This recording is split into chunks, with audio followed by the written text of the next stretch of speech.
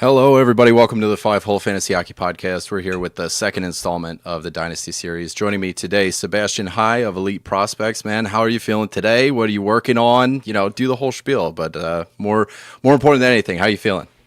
Doing great. I mean, very excited for the 2025 NHL draft. That's like just around the corner now, the culmination of the year's work. But no, like a good chunk of the stuff I've been working on this season have already kind of been wrapped up with Elite Prospects and the USHL scouting I've done over there. So this month is a lot of just wrapping things up for the podcast, Locked On NHL Prospects, as well as writing up some like draft profiles and articles for Elite Prospects, just diving into the games of some of the players I watched the most this season. So got a couple last things on the agenda before the draft rolls around, but mostly pretty relieved to have gotten the bulk of the year's work done at this stage.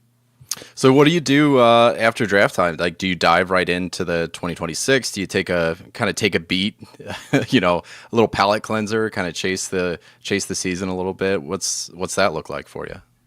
I'm gonna probably be reviewing the draft class itself and just seeing how like different players fit in different teams. I mean, like with running the podcast, I'm gonna have that analysis coming out anyways. But largely, I'll also be taking like a break. So I'll be watching a bit of the 2026 class, but I'll mainly just keep it to like high end names. I'm not going to be doing any deep cuts over the summer. Mainly just going to try to refuel a little bit, get set for next season, and next year I'll be likely taking on some other like NCAA names as well. And we know already that there's going to be some pretty fun names in college hockey among draft eligibles next season with all the rule changes in college hockey. So that should be pretty fun down the road. But yeah, no, it's going well, and pretty happy to be talking about the draft class a whole bunch here in June. Well, we appreciate you coming on, man. For those that don't know, you can follow Sebastian on Twitter at @high_Bastion. You're doing stuff over at Locked On. I mean, we did one season at Locked On for the Fantasy High. I mean, 5 days a week. That's just an insane amount of content that you guys are doing. So check out the Locked On NHL Prospects podcast. A couple of those videos are going to come up in the questions I have because you guys put out, I think it was yesterday or something. Like one of the questions I have, I think, is about risers and fallers, and that might have been what you guys covered yesterday. So definitely go check that out. Former head scout at Prospects, so somebody that knows what we're after here on the Fantasy Hockey Podcast, and EP Ringside Elite Prospects. So we are Five Hole. You can find us on Twitter at FHF Hockey. We got the YouTube here. Thanks to everybody joining us live.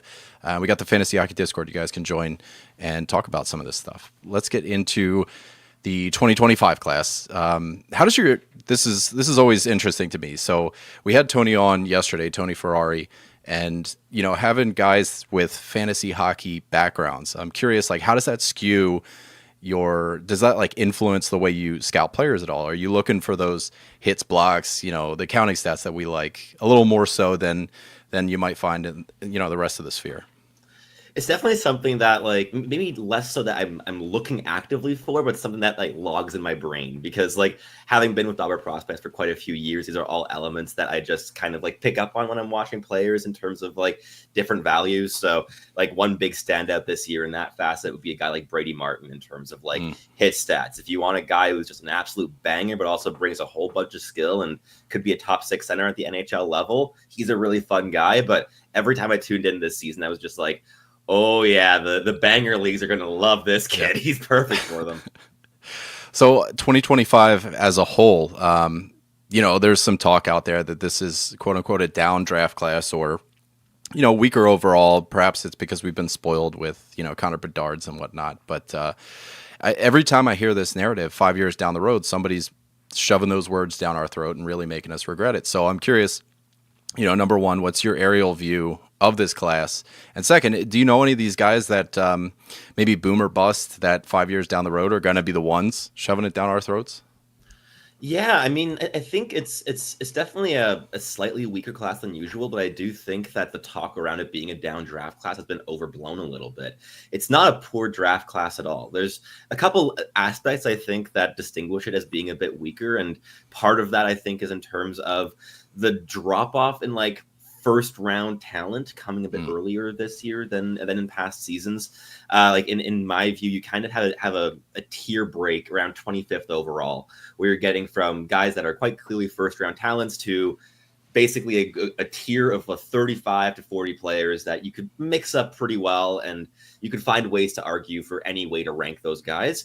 But the top 25, I think, are quite clearly first-round talents. But if you're picking late in the first round, you're likely getting what we at Elite Prospects call a B-grade talent. So a player that has enough special elements to maybe be contending for an A grade, but there's still enough like deficiencies or inconsistencies in their game or in their projection to make us a little bit more hesitant to bump them down a little bit. But I will say that if you're picking in the top 5 this season, you're getting a great player. Like, sure, there's no like Bedard or Celebrini maybe in this class, but Michael Misa plays a very like Celebrini-esque game in terms of style.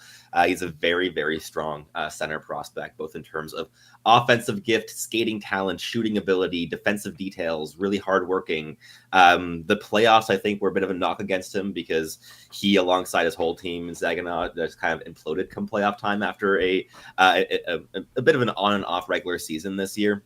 But still a player I think deserves some looks at first overall even. And of course you have a player like Matthew Schaefer, who's just a special talent. I'm sure you already talked with Tony about this player, but he brings a lot of like Miro Heiskanen level of abilities in terms of two-way impact, mobility, transition details, just being suffocating to play against rather than being a guy that like kills plays with like big hits. He's just a guy that is constantly in good position and steals time and space away from his opponents. So you definitely have some high-end talents in this year's draft class. I think in Matthew Schaefer, you have the most skilled defenseman since Rasmus Dahlin probably to enter the draft class in terms of total package. And also to note about Matthew Schaefer, he is like just a couple days away from being eligible for the 2026 draft class. He's an incredibly young player. So he has like, yeah, he missed a lot of the season to injury, but you also have to add in the extra runway that age kind of gives him. So I think that when you combine everything in terms of the confidence, the ability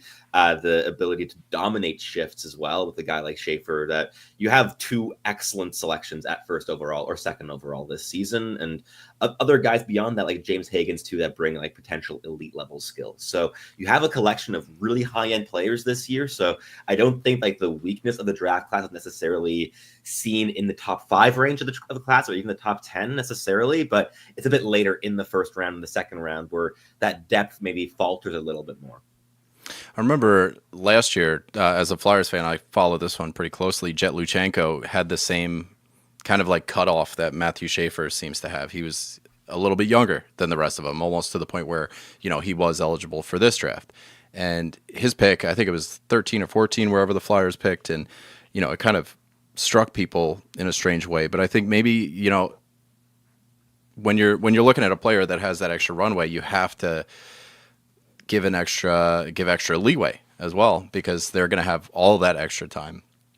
We spoke a little bit about, you know, the drop-offs. It sounded like I picked one up around 5, like the top 5 players, no matter where you wind up picking, you're going to get a good guy. Obviously, there's 1 and 2 that seem to be 1A, 1B, depending on what set of rankings you're looking at. And then, what do you think? 3, 4, 5 is kind of a tier its own. And I'm curious where the rest of the breaks are in that first round, even into the second. Yeah, I think like for me personally, you have 3, 4, and then a bit of a break, and then you have kind of a range from 5 to 13. So I think like if you're picking in the early teens this year, you're in a great spot. I think you're going to get a really high end talent, like a guy that will have looks inside the top 10 if you're picking at 12th to 13th overall this season, and if you're lucky, even at 15th or 16th.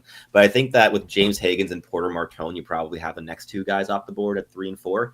Like for me, James Higgins is still my 3rd overall pick. At Elite Prospects, it ended up being Porter Martone and Higgins at 4, but I think those 2 guys are probably the next batch after the 1 and 2 this season. Both bring like elite level upside. Like these are both players that could be offensive drivers on a first line, and if they really pan out, and I think that gives them a bit of a head start over the rest of the tier. But then from between 5th and 13th overall, honestly, like if your team picking 5 this year, I would personally, if I were GM, consider trading back to like 11 or 12. I think that the drop off in talent would be less than the value you might get via trade in that scenario. Do you find yourself kind of, you know, we all have our favorite players on our own specific teams and stuff like that, but I can only equate to like draft class and maybe what you guys do in the prospect, like around the water cooler there. You know, that draft class, that's your team for the year, right? Do you find yourself with like favorite players inside the team? Is it possible to stay objective? Do you find yourself having to like scale back your bias a little bit on some of these favorite players? And then who are your favorite players out of this draft? Yeah, absolutely. Like you always have like a pet favorite. So like this season, one of those for me has been Carter Bear. Like just like Oh yeah. absolute vicious, like hardest working player in the draft class, brings game breaking playmaking, and it's like if Brendan Gallagher could skate and play make rather than to score goals, and it's like I like that profile a lot. But I think that there's like also quite a lot. Like for me, like my personal like real pet players in this year have been the USHL guys, the players I followed closest in this year's draft class. So my top ranked player in the USHL is a 6'6", 190-pound right winger called Václav Nestrashil. That's a big boy. He's a big boy, and he's only just growing. He was like mostly like average size for most of his like youth hockey career, so it's been like a pretty late growth spurt. So his physicality is only just catching up, and this was the first season that his coaches were really telling him to lean into the physical side of the game. So he has really like well built out handling ability and playmaking creativity and a hard shot, because these were all the things that made him special at a younger age before the size made him stand out beyond that.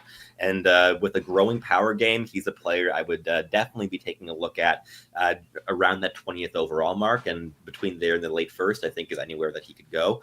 But he's a player I've loved watching because he brings a combination of really impressive skill, good mobility for his size, and just a motor that never stops. He has the will, he has the desire. He's constantly learning and studying game tape of his opponents and trying to learn things from them, and trying to like the entire season apparently was very competitive in trying to like up his performances against players. Like when he was playing a team that had a player that was also getting some first round looks, he'd try to finish that game as like the best of those players. Like very competitive spirit, and ended up winning the Clark Cup championship with his team this season as well in Muskegon. So he's a competitor, he's a winner, he's a guy I think that deserves to go inside the top like 23 this season. So let's get into some of the players' more superlatives here. We talked about Carter Bear a little bit as a banger. I feel like there's Porter Martone. He's a pretty big boy, kind of got a power forward billing, I think, a little bit, right? Are there any other banger guys we should look at, like power forwards? They're going to give you the hits, the blocks, the shots, goals, things like that. Yeah, I mean, like Brady Martin's the big guy Yeah. in that category. I think Anton Frondel can as well. Like Frondel is really solid defensively. He's got a big body. He's going to learn to use that a bit more and be a bit more aggressive in terms of checking. But he's a true two-way forward, a two-way center.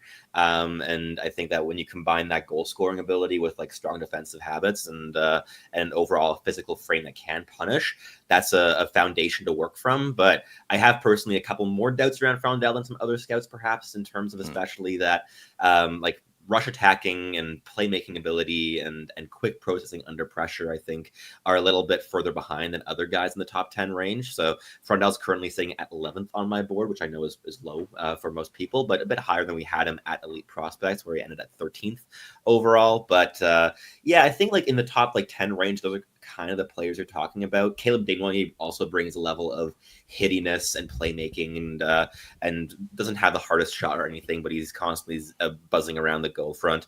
In terms of other like power forward guys in the first round, I'd probably also highlight a guy like Malcolm Spence from the Erie Otters. He's just a very projectable player. He's going to be a middle six guy in the NHL. He's not going to be more than that, but he's probably not going to be less than that either. He's just a really reliable guy, skates well, shoots well, passes well, thinks well, works hard, does things really solidly, independently. You know what you're going to get. And I think that one of the things that he'll be kind of channeled towards once he's drafted by the team that picks him is to be a bit more aggressive, a bit more violent, have a bit more bite and tenacity to his game. So I think if he adds that, he could also be a real banger kind of quality guy. You see anybody as a, obviously there's Matt Schaefer at the top of the list here, but any other defenseman that could potentially project as a QB1 on any team, depending on where they land, it's going to be harder, I think, in certain situations. Like, you have a Lane Hudson already there, or you have a Cale McCarr, right? Those are bad systems, but like any guys that have that build. Yeah, I think like the one I would probably highlight, like this isn't the draft class like last year where you're just spoiled for choice with that. Like last season, we had guys like Zane Perek and Zeev Buyum and so on and so forth, and even like Cole Hudson in the second round. I don't see that same depth in terms of like really excellent offensive like power play drivers this season. But you do have a guy like Jackson Smith, I think, that could really do that well. He's a guy who wasn't surrounded with the most talent this season in Tri-City, and only scored like 1 goal all season until the last like 11 games, and he pawed 9 goals in the last 11 games of the season. But he's a player who brings physicality against the rush. He likes to hit, likes to throw the body. He's an elite skater, and he's really shown some flashes of high-end offensive activations and playmaking across the slot. And he's a guy that I think on that first power play could have a lot of potential as well at the NHL level, but it would have to be with a team that, as you mentioned, has a bit of an opening in that slot, perhaps, that he's not going to unseat players like Lane Hudson or Cale Makar in that kind of role. But I think he would have the potential to get there, but it's very much Matthew Schaefer as the one who I think is a shoe-in for that kind of role in the NHL. Is there any team that you're kind of on the edge of your seat about as they, I don't even know how this virtual draft's going to go, but let's say that there's a podium, right? Let's say there's a podium. Any team on their way to the podium where you really start to tune in and kind of put the phone down and give 100% attention? Maybe Utah at 4. I think that place is going to have a big impact of kind of how the top 10 unfolds and have ripple effects throughout the first round. Maybe Chicago at 3 to a lesser extent. I think at this point, I'm kind of expecting them to go for a center with where they're currently standing.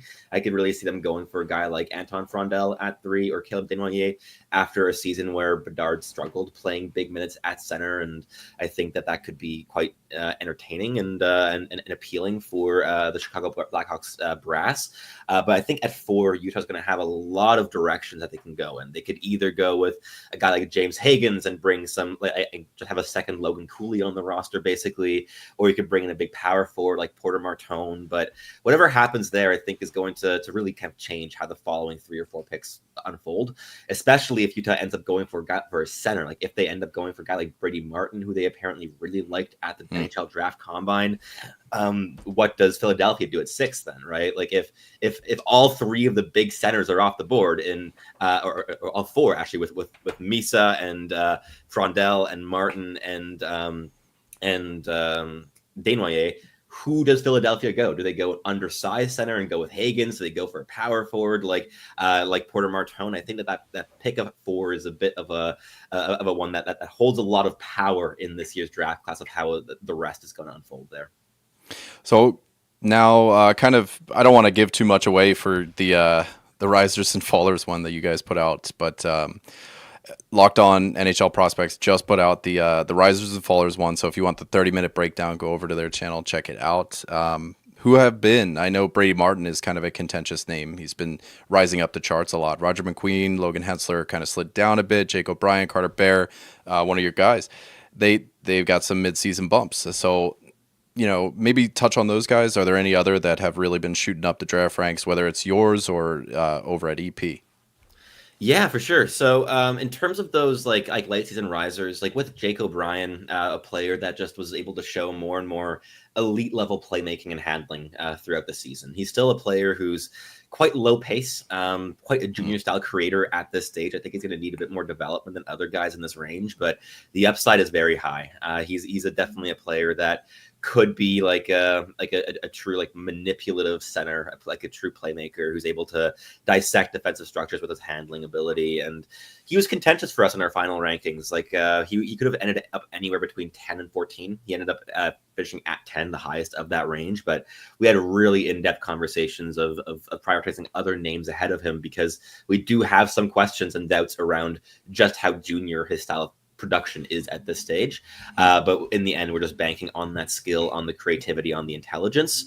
So definitely a riser this season. Brady Martin, a player I adore. Like we can talk about him so much in this episode because like he brings all the dynasty favorites, like the banger league favorites in terms of hits and block shots and does all the gritty physical stuff. And on top of that, one of the most creative puck handlers in this year's draft class. He had a very long leash in the Sioux this season, kind of just told like, do what you think you need to do to make this team win or to create offense for this team. So he did. Wasn't the most efficient in that regard this season, but was doing a lot of very creative things. So he's a player I think is right there in the mix with your Desnoyers and your Frondels. I would even take a player like Brady Martin ahead of Anton Frondel. I think he does a lot of things better than Anton Frondel does. And he's just one of the hardest working players in this year's class. And regarding the fallers, so you have Logan Hensler. Not actually a faller, for us at EP. He's been a riser. He was at 26th or something on our mid-season board, and he finished up at 16th. So he's a player I've liked a lot in the back half of the season. I'll be actually writing an article about him today. So if you want to keep your eyes peeled at Elite Prospects with what's going to be posted over there in the coming days, you can expect a video room on Logan Hensler breaking down his game. But basically, he's a player with elite level mobility who was taking a lot more offensive activations, being a lot more daring on puck later on the season, and just being a lot more set with the college pace there in the NCAA. And the University of Wisconsin is not the best program, so he wasn't able to shine quite as much as he maybe could have in a different situation there. But I think he's a really solid option as a right shot defenseman in those teens. And for Roger McQueen, he finished at 5th overall for us at EP. Which I think is going to be right about the highest that you're going to see him in the public, especially with the injuries he faced this season. But in terms of upside, this is a guy that reminds us of players like your Adam Fantilli's from years past in terms of dynamic handling ability, really wicked shot, great playmaker. He's really pacey, deceptive, dynamic with the puck on his stick, works hard, he hits hard.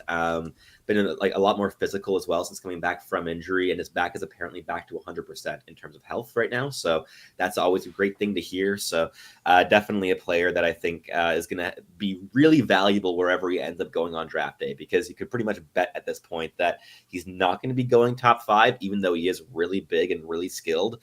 I think teams are maybe a bit cautious after Caden Lindstrom last season and him missing his entire D+1 campaign. So I think if you're able to get Roger McQueen in that 8 to 13 range, it's found money. And there's a little bit of risk there, but I don't think it's nearly as much as it's been painted to be. I think he's a player that just has really great potential. Is going to need a couple of years to refine, but that creativity and skill on puck is one of the better ones in this year's class.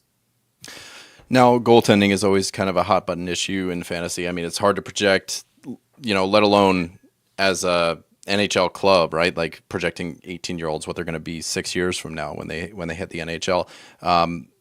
Some of those guys like Gabriel Daigle, QMJHL, Love Harnstrom, I hope I'm getting that at least close, and Jack Ivankovic, Canadian product.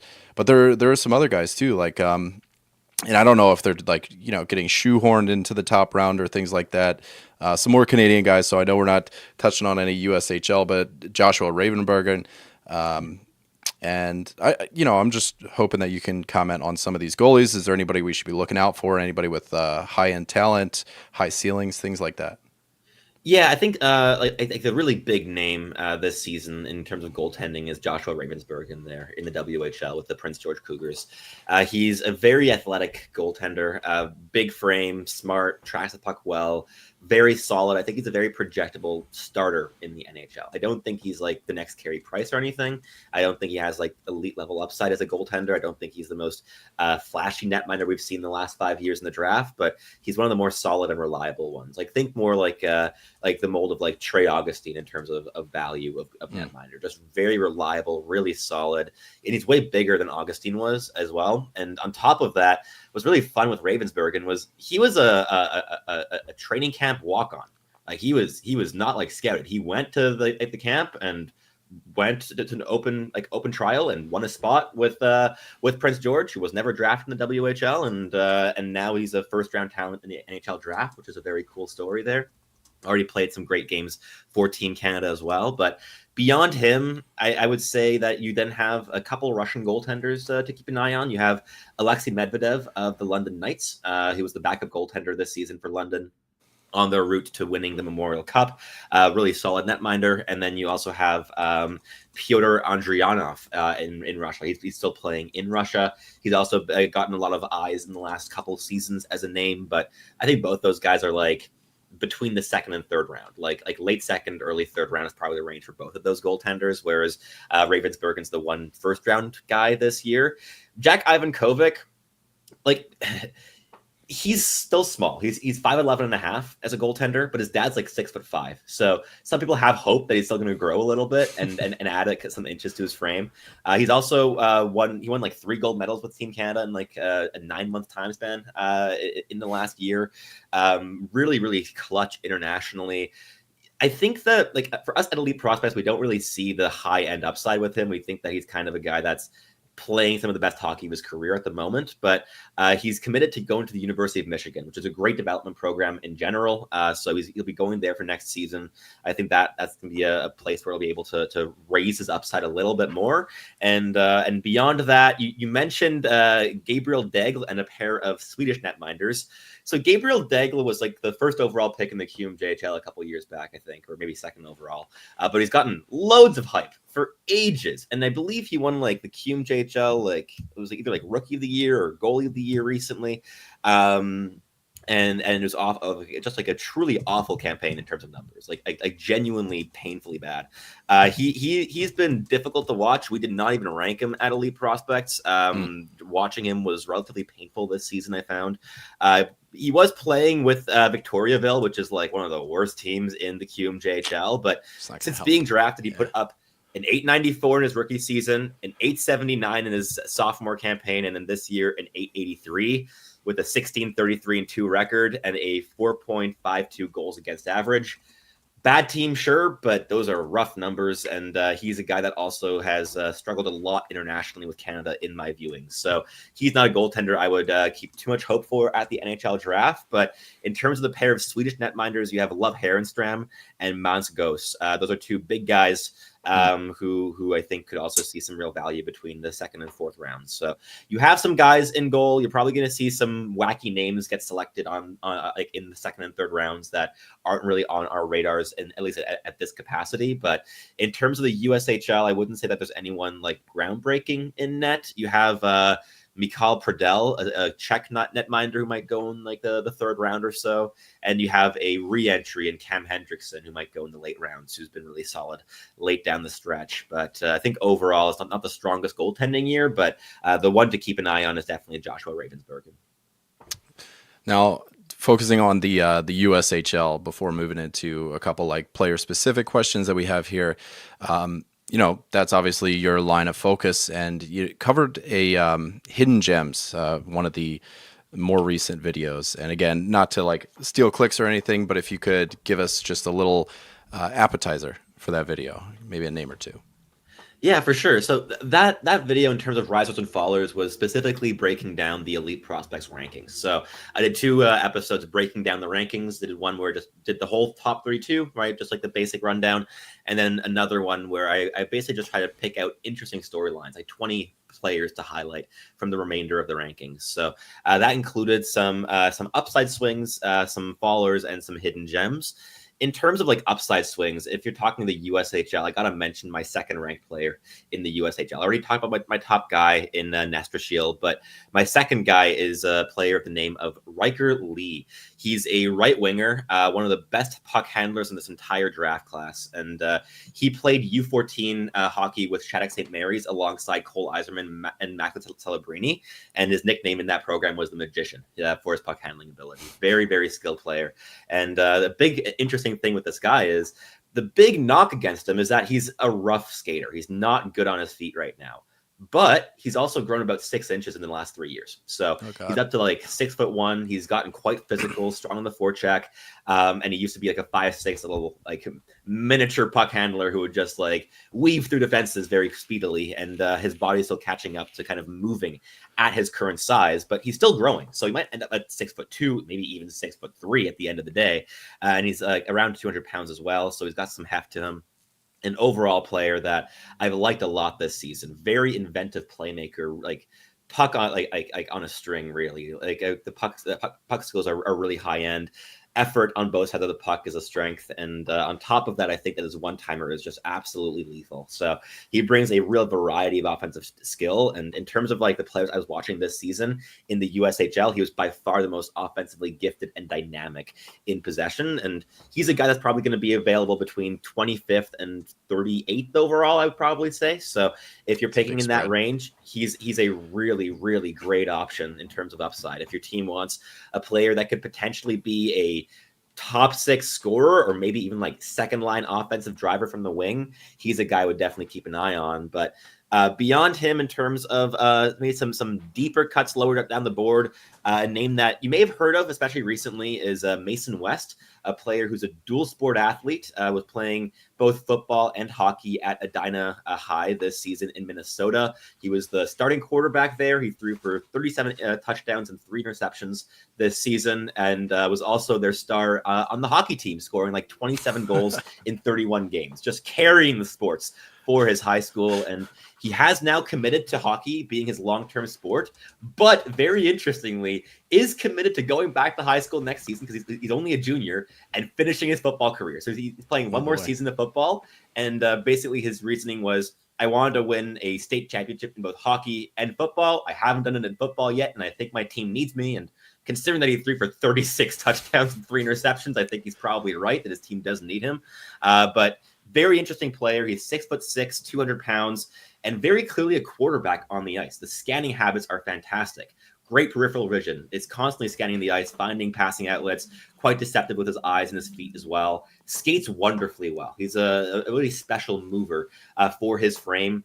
Mechanically very gifted, deep knee bend, gets a lot of power out of his stride extensions, very agile through turns, powerful lower body, but he's still learning how to play a physical game. He's a guy that is still learning that he's able to like bend his knees when he's getting into physical battles to like lower center of gravity. Like right now, he's often like just going into battles and just being very upright and easy to kind of like knock off pucks. So there's a lot of immaturity in his game. He's still very raw, but a lot of these aspects I think are going to be quite easily worked on once hockey becomes his go-to sport, once his attention isn't just split anymore between 2 sports. So he's a guy to definitely keep an eye on in the late first, early second. And for a bit of a later pick, like maybe like a 3rd to 5th round selection, I wanted to highlight Everett Baldwin, a player who's playing quite a bit of high school hockey this season. He's a great skater as a right shot defenseman. And he got a cup of coffee with the NTDP late in the season as well and looked great in those games. He's a really comfortable offensive activator, very good puck handler. His hands keep up with his high-end feet. And even though he's just 6 feet tall and like 180 pounds, very solid at the net front, like really, really like solid, planting his feet, not getting pushed out of position, holding his ground really well. Hard worker, first on pucks, gets underneath opponents, good leverage mechanics. Very, very solid player, I think, that has some level of second pairing upside in the NHL. And if you can get that with a big swing in the middle rounds, I think that you have some pretty good found money there. But overall, there's been a lot of very fun storylines in the USHL this season, whether you're talking about guys that had a lot of hype coming into the draft season and petered out a little bit later on, like Ivan Ryabkin or Adam Bannock. You also have other guys that went from being relatively unknown to just like leapfrogging a lot of these bigger names later on in the campaign. So it was a very fun season to kind of track these players, even if there was a lack of any true superstar talent in this pool this season. You hear so often about like kids leaving college to start playing NHL. It's not really, I don't really hear a lot about like leaving high school. So that's funny. Just going back to finish up football and stuff like that. We talked a little bit, kind of built a profile of Misa, Schaefer, and Higgins so far, but I'm curious, separate the defensemen from the forwards here, but how do they line up with some of the previous draft classes? Like Fantilli's been kind of popping up here and there in this show. So how do you see them kind of fitting in to the rest of the crops that we've seen inside the top 5s? Yeah, I think like with Schaefer's probably the easiest to start with because there's like a smaller pool of players to compare him to in terms of recent top 5 picks on the blue line. I definitely would pick Schaefer ahead of any 2024 defenseman. Like I love players like Zeev William and Zane Parekh especially, but I would still be taking Schaefer ahead of those guys, even if the offensive upside might be a smidgen lower with Schaefer than it is with Parekh. I'd say that the two-way impact is really high end with Schaefer. The mobility is just slam dunk elite.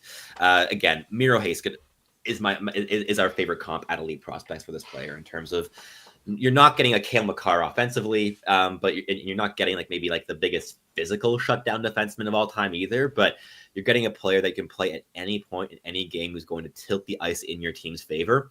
And I think that's a profile that is difficult to shy away from if you're needing a number one defenseman for your team. And a lot of the teams picking in the top 2, top 3 this season need number one defensemen. So he's definitely going to be sought after there this season. And in terms of like comparing him with guys like Owen Power, I would easily take Schaefer ahead of Power in his draft year, like not even close.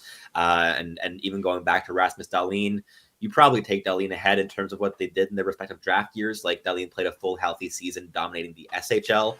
Schaefer played a quarter of a season dominating the OHL and the World Juniors. So a bit of a divergence there. But in terms of profile, what they bring to the ice, I see a bit more like defensive maturity already with Schaefer. And he thinks the game so well on and off the ice. Like I think he's also a player that's just going to be fantastic in the locker room. Teams are going to love him. He's definitely going to be a high-end player here to add on draft day. But for the forwards, I would say, like with James Higgins, you're probably talking a slightly less dynamic version of Logan Cooley, but kind of similar profile in terms of he brings game-breaking skating, the speed, the pace, handling at those speeds is really high-end. Great playmaking at pace as well. But the physical details still needing some work. And Logan Cooley, we've seen this already in the NHL as well. Great as he's been, getting to the middle lane of the ice and attacking the slot consistently has been a growing pain for this player. And he's gotten better with it year upon year in the NHL, but he's still not super great at it. I think it's going to be a bit similar with Higgins as well, where he'll just be physically forced to the perimeter a little bit more, but still a player that's just going to be able to eat opponents alive off the rush. Like the rush attacking is super high end with James Higgins. And he's also a player that like last season as a D-1 put up one of the best junior hockey campaigns that we've seen from any player in the last like half decade or decade with the NTDP. He was the guy there that season, and being younger than almost all of his teammates, that was very impressive. He broke the record, the all-time record for scoring at the U18 World Championships with 22 points in 7 games there last season as well, which would have been otherwise broken by Gavin McKenna, who had like 21 points at the same tournament, but Higgins got there first. And I think that you have like a real high-end player in James Higgins who would have gotten top 5 looks in any of the last couple drafts as well. Maybe he would have gone top 6, top 7 in some of those classes, depending on what teams would have valued in terms of physicality and size especially. But I think that this season, in terms of a top 5 pick, the value is very clearly there with James Higgins, and he would have held up in that facet in past drafts as well. But Michael Misa might be the most interesting one here to compare, because I think that you have some of the more like linear comparisons there among these players, and one of those being Macklin Celebrini from last year. I think that there's a lot of similarities between these players. They're both very high-end skaters who skate up the ice with power, determination, and great awareness in terms of finding gaps, pulling defenders one way before accelerating the other to just burst through the defensive line. And on top of that, you have really good two-way details as well. Like Michael Misa is a player who saw quite a bit of criticism in his first 2 OHL seasons in terms of not being dynamic enough, not being skillful enough on puck. He was just a very good, detailed middle six center for Saginaw. When they went and won the Memorial Cup last season, he was playing middle 6 minutes and just being reliable rather than game-breaking most nights. And then this season, the reins were handed off to him, and from the starting horn, he was the most dynamic player in the OHL among forwards this season. Like just dominant in terms of not just what he was able to do on puck, with the handling skill, the playmaking smarts, the goal scoring ability as well. The shot is a really high-end tool with Michael Misa. But the intelligence, the details, sticking to his assignments, not overextending on rushes, playing very interconnected kind of hockey with his line mates.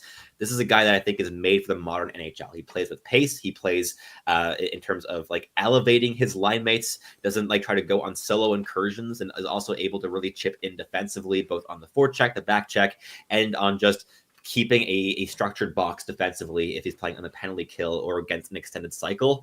There's so much with this player that I think that Michael Misa has quite a few arguments to gather in terms of first overall quality. Do I expect him to go first overall? No, I think it's going to be Matthew Schaefer at the end of the day. But if I were picking at one, I would have a very hard differentiating between those two players for that first overall slot. How, since you got a little bit of fantasy in you, how do you see certain players?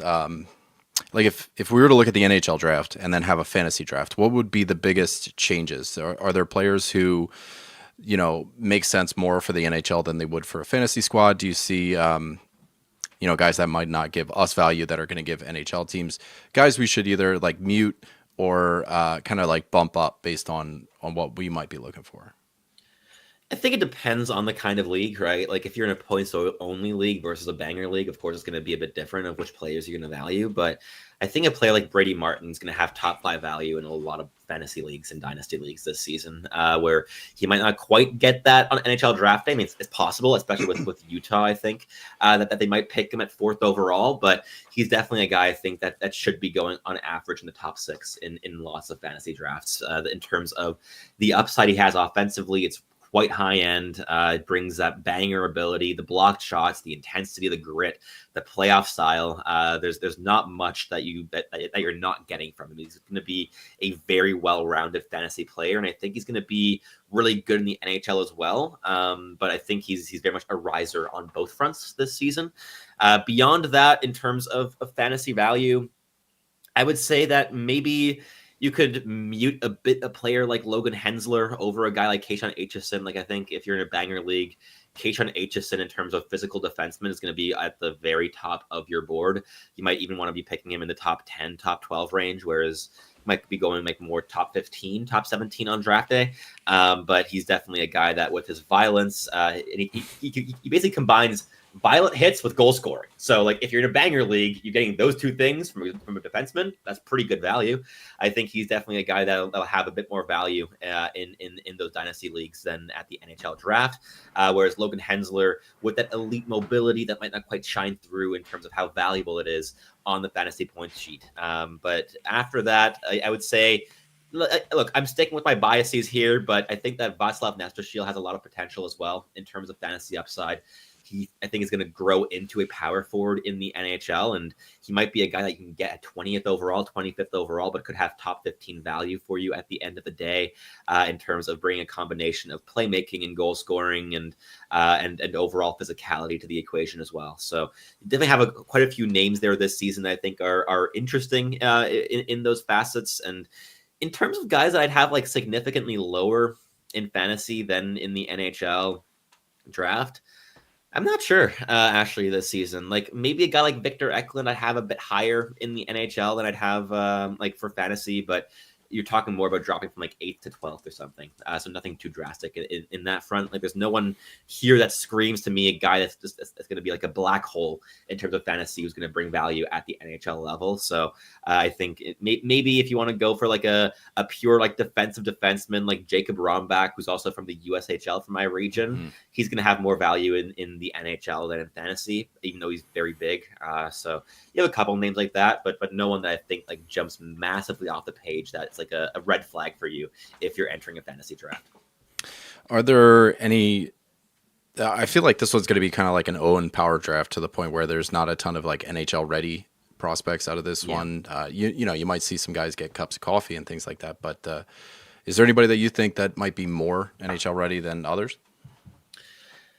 I think Michael Misa could play really solid minutes in the NHL next season. I think he could probably benefit from taking the college route. Like his brother's already committed to playing college hockey next season. I want to say with Penn State, and I wouldn't be shocked to see him like going that direction. I know Penn State's been very aggressive in making bids for players like Gavin McKenna, for instance. And if you can't get McKenna, Michael Misa is about as good of a consolation prize as you're going to get in college hockey. But I think that college route would make sense for Misa for one season before making that jump, but he's the most refined player, I think, in this draft. Like, with Matthew Schaefer, even if he's going first overall, do you want to put a player who only played like 18 OHL games this season and is almost eligible for next year's class in terms of age immediately into the NHL with that physicality and pace? I don't think that's putting him in a great position either. Like, I think Schaefer could be a fine third pairing defenseman, but what's more valuable in terms of like prioritizing the development of your first overall selection or having someone to fill a spot on a third pairing for one season? I think that it's more wise to be patient with that asset, with that player, give him time, let him dominate for a season, whether it be in college or in the OHL, wherever he wants to play next year. I think that would be relatively wise, but he could also probably keep his head above water in the NHL. But there's no one this season where I'm like, oh, this guy has to be playing in the NHL. Like last year with Celebrini, it was like, where is he gonna go? Like he's dominating college hockey. He's done everything he can do, right? And then even with a guy like James Higgins as well this season, you have a player who still has to kind of grow and fill out his frame a little bit to resist contact, and is also going to have a really interesting role next season with Boston College, where he's going to be the guy offensively rather than the third player on the line with Ryan Leonard and Gabe Perreault, who have been like the dynamic duo for the last 4 years together. Of course, Higgins wasn't going to come into that situation and be the line carrier off the bat, but he's going to have to be that next year. So I think he has a pretty clear pathway in terms of a development path that makes sense for him next year in terms of going back to Boston College. So wouldn't want to rush him. And beyond that, like, if you want a physical bottom six guy, maybe Brady Martin could play that role. But again, I'd give him another year in the OHL to just like refine that talent and to be a bit more efficient with his offensive incursions. So overall, I'd say that in ideal circumstances, if teams are patient and want to prioritize the development over their current needs in their lineups, I would say that this entire draft class should be going back to like not the NHL next season. So that said, a couple guys could do it, but I don't think anyone necessarily should. Now, I want to like open the aperture a little bit and like zoom out. Maybe not just on the 2025 draft class, especially if nobody's ready to really get into the NHL. Let's think about the players who are already in systems at this point. Who do you see as a way too early 2025, 26 Calder draft class? Like, who should we be looking out for? I mean, Demidov obviously is going to be, the favorite, but who's going to be in the race with him, it seems? Yeah, I mean, like Demidov is definitely the big name. I think, I have a bias. I grew up in Montreal. I'm currently living in Montreal. There's definitely a bias there, but like I've loved watching Ivan Demidov play. I've watched him play live already, and it was an absolute blast. But I think that he's definitely like the favorite going into it. But I tuned in a little bit to yesterday's show with Tony Ferrari and very much liked his suggestion of Ryan Leonard as the next guy as well. I think that Leonard brings a combination of physicality and intensity and overall projectability to the game of hockey that I think is going to be like a top six thing there with Washington next season if all goes to plan. Beyond him, I also have my eyes set a little bit on maybe a player like Alex Nikishin with the Carolina Hurricanes. Yeah. That's a good one. He's a guy who has dominated the KHL for a couple seasons now, then signed his ELC at the end of the campaign. He was the captain for SKA St. Petersburg for 2 seasons and big goal scorer, big guy, 6'4", 216 pounds. He's 23 years of age. He'll be turning 24 in early October. He's a guy, I think, in terms of just maturity and maybe like just dominance off the bat and like the least amount of growing pains is going to surprise most people. So I think he's going to be right in that mix as well. Definitely not a player to ignore next season. And one last name I'll throw in there. We saw how dominant Lane Hudson was this season. I think if there's any player that could recreate something along those lines next campaign, it's going to be Zane Parekh of the Calgary Flames. Just a dominant offensive defenseman, so much skill, so much intelligence. Scored a goal in his NHL debut as well late in the campaign. Got scratched a couple games before that, which I thought was a bit silly, but overall, he's a guy I think that could really change the outlook of that blue line in Calgary, and especially considering that he's being sheltered a little bit with Rasmus Andersson being above him in that depth chart. You might see him be able to feast against some like NHL second and third defensive pairings. So I think those are probably the names I would highlight here off the bat, but I'm gonna have to need like the summer to really like review what the class even is, because right now most of the names that are floating around my brain are 2025 eligibles here. Yeah, I know. I really like the shock, right? Like just jumping in a cold pool of even thinking about other guys. I got one more question here, and it's about like I call it one glaring flaw that could take. We talked a little bit about players who have skating issues, right? Like if they didn't have those skating issues, they'd probably be ranked a lot higher. And skating is one teachable skill, I think, in hockey. And there's got to be other ones too. Like if somebody has kind of a lame shot, or what you can't teach is IQ and instincts and things like that. There's nature and there's nurture. These guys got a little bit of time, so I'm wondering, is there a player, or can you think of one that if they fix one thing, they're going to wind up, if we do a redraft in 5 years, they would have been so much higher? I'm going to go back first to one name that I already talked about from the USHL, and that's Riker Lee. Like, I think if the skating is able to take a step, there's not much holding him back anymore, and he's going to go from a guy that goes late first, early second to a guy that's like easily top 15 in redrafts. I think in terms of like D+1 potential, think a guy like Liam Greentree a little bit in terms of. I think that dynamic skill, and like Greentree really raised his stock after being drafted by LA last season, brings a level of creativity and handling, gift, and physicality a bit like Riker Lee does. He's definitely bigger than Riker Lee is, but still I think that those two have some comparables. And on top of that, in terms of maybe higher end guys, Anton Frondel, a player I'm a little bit lower on, if he's able to work on his transition game, and especially his like the combination of passing and pace in transition. If that can take a step, this guy's going to go from a guy that I don't see it having really any top line potential to being a guy that really does have that kind of potential. I don't think it's going to come in the same way that I think it might need to take that step, but if he's able to get that foot speed up a little bit, and that quick processing and finding passes and connecting plays quickly off the rush, give and goes and attacking space, and not just being the third forward to enter the offensive zone every single time and lagging behind by 2 or 3 seconds. Like, he's just so regularly multiple seconds behind entries that he misses out on some of the more dangerous offensive opportunities that arise because he's just still in the neutral zone. He's still catching up at that point. If that can change, this is a player I think where the entire outlook of his game could shift quite a decent amount with those developments. I don't think it's the most likely at this stage, but definitely a thing that could get him from like 10th or 11th on my board right now to like 4th or 5th in a redraft. All right, brother. One more time, let everybody know where they can click on your stuff, where they can find you and follow your work.